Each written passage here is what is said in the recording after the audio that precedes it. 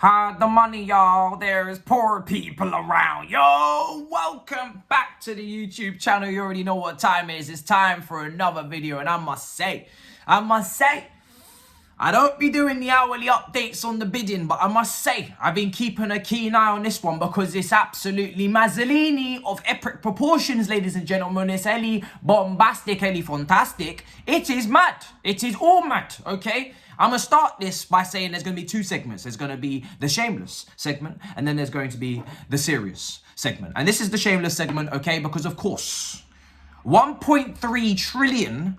that's a lot of money, okay? I can barely even say it. It's my voice is dry. It's 600 billion more than all of the other owners in Europe combined.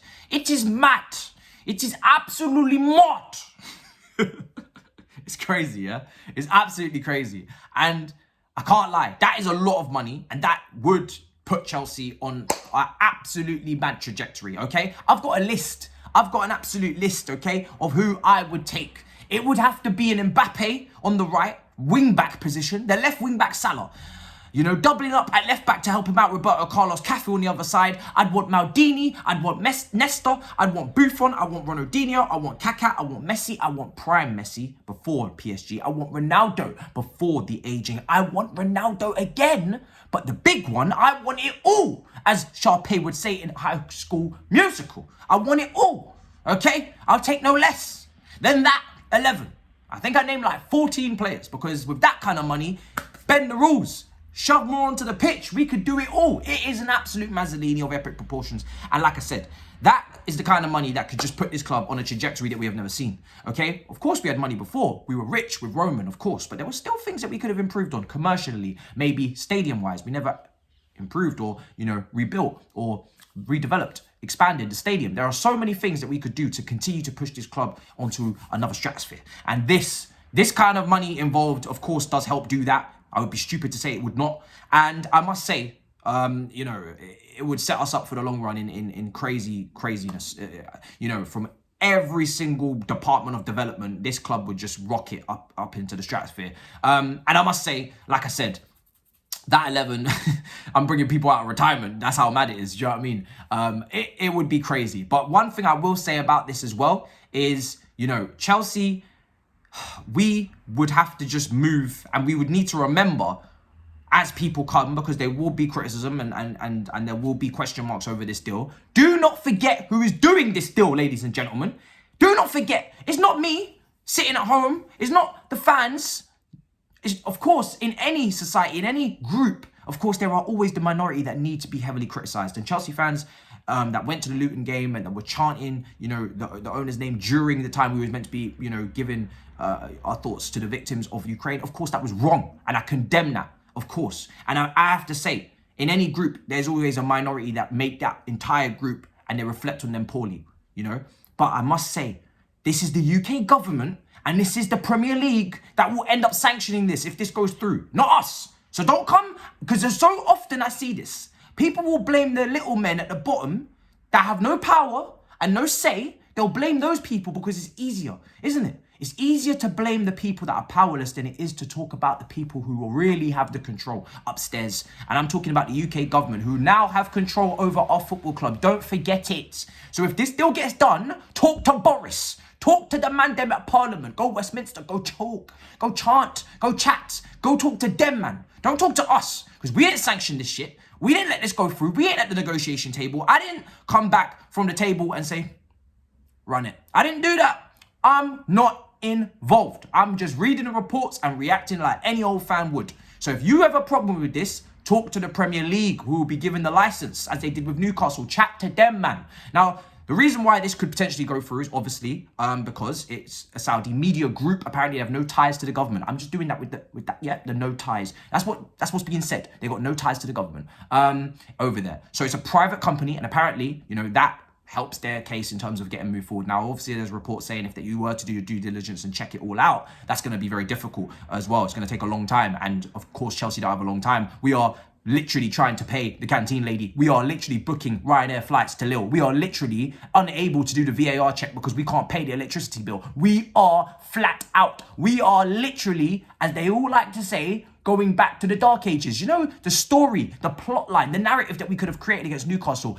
Poor Chelsea, founded in 2003, small club with no history, on the brink of extinction, administration, liquidation, beat power-hungry Newcastle, and money laundering. Bro, we could have done a whole thing on that last game, but we won't, because we're not shameless. Speaking of shameless, that's enough of that.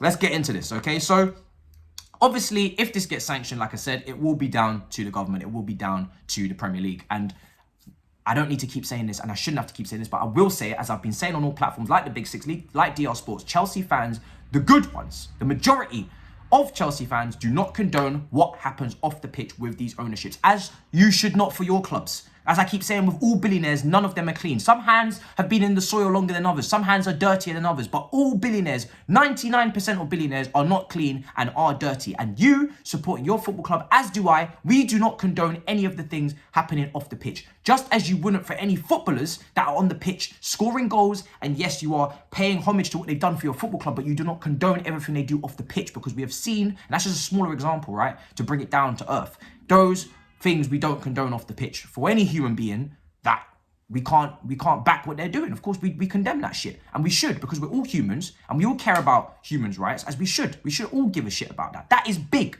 It's literally life itself. How could you not care? So any sane human being doesn't need to be told, or doesn't need to even tell you that that is something that we just will not condone, and we do not condone. But like I said, this is happening all across big institutions, big football clubs, big sports teams. These are the people that can afford the club. Unfortunately, these people that are this rich, that have these ties, are the ones that can afford the club. And that's not our fault.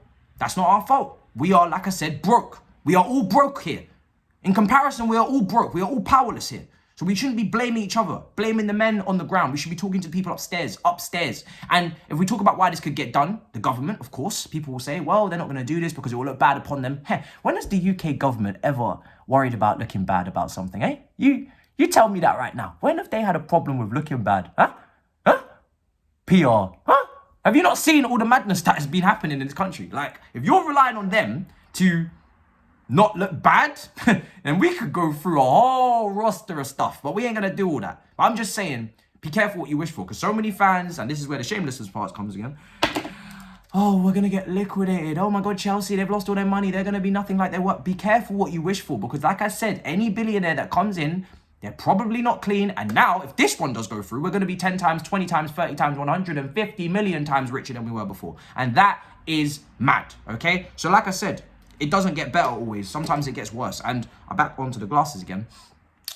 This one is crazy, like I said. And my whole thing with this situation is protecting the foundations of the club, what we have built. Because as many times as people in the media want to report and pretend like as if we don't have great causes going on at the club, we haven't helped out in the pandemic with the NHS and not furloughing our staff, we haven't been involved in many different charitable foundations across not only this country but also in Africa and all across the world, to pretend like as if Chelsea Football Club, not the ownership or just Chelsea Football Club as a group, as a community, as a people, have not been trying to make everlasting good change, as most other football clubs have done also. To pretend like those people that are at the club, you know, the people that will be here thick and thin, that don't change, that don't move, that support all throughout the history, don't have good intentions, aren't good people. To pretend like Chelsea fans are now bad people. That's what a lot of media have tried to do recently. The hypocrisy has been crazy, because while you call out this, you don't call out other things. And that's been something that's been sickening to see. It really has. And for me, when I take a look at this situation, I say to myself, the foundations, and when I talk about the foundations, like I say, I talk about those charitable events. I talk about,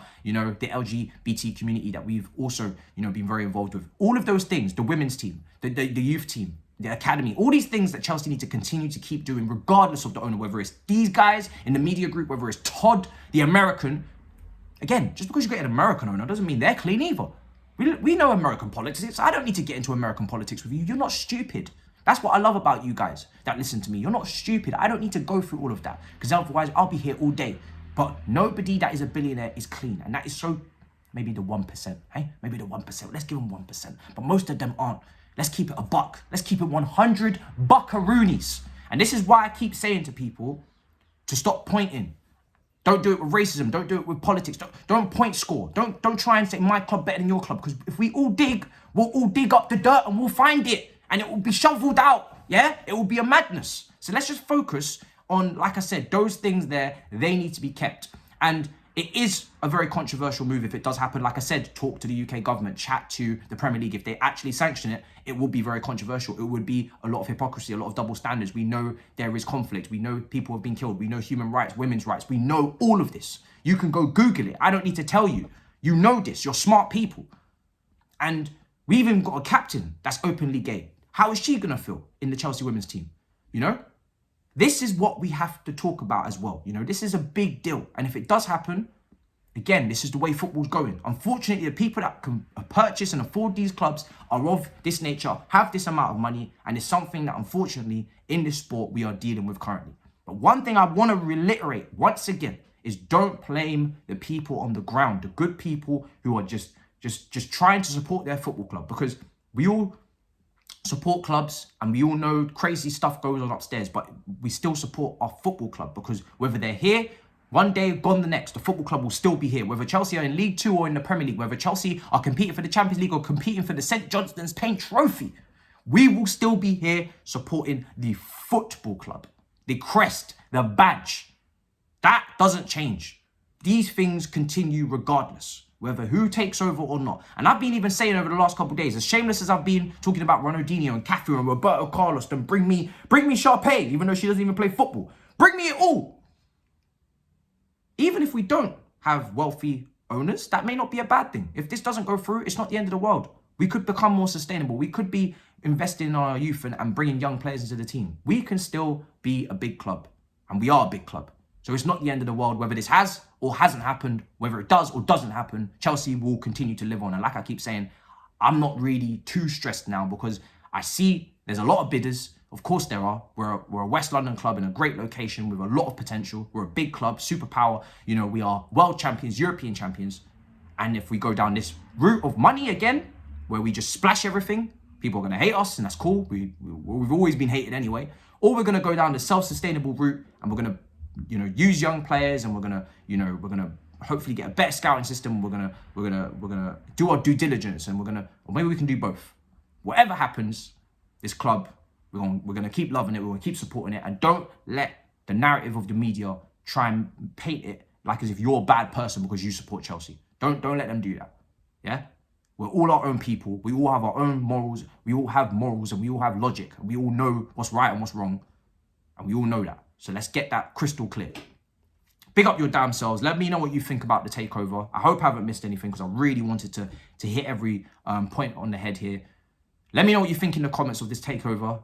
There are obviously pros, but there are some things that have to remain, and they are potential cons. If we don't protect ourselves as a football club, we don't make sure that we hold these important facets of our club, the important work that's been done, the important, you know, women's team, the academy team, make sure they are still at the forefront of our plans. Everything like that, that is very important. Make sure that there is the club, you know, fans hopefully involved in the talks. Put one fan on the table. All of these things that we talk about, Chelsea supporters group and the pitch owners, all these guys, all these things are very important, because we are not just as they want to paint us to be. We are not just a money-hungry club. We are not just oil. We are a club. We were always a club since 1905, and we have got there's a lot going on at Chelsea beneath the surface. So let's keep that. And then on the icing on top of the cake is obviously that we still compete at the top of football. But listen, big up your damn self, smash up the icons.